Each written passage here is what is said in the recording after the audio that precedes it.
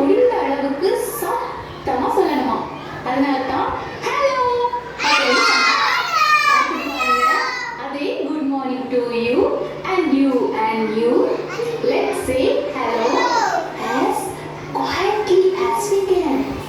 Quietly na ரொம்ப மெதுவா அமைதியா சொல்றது, சத்தம் குறைவா சொல்லலாமா. ஹலோ இப்படிதான் அந்த பாட்டையுடைய பாடணும். சரியா? இப்போ ஒரு விளையாட்டு விளையாடலாமா? பிரியா சித்தி லவ் அப்படின்னு சொன்னீங்கன்னா எல்லாரும் ஹலோ அப்படின்னு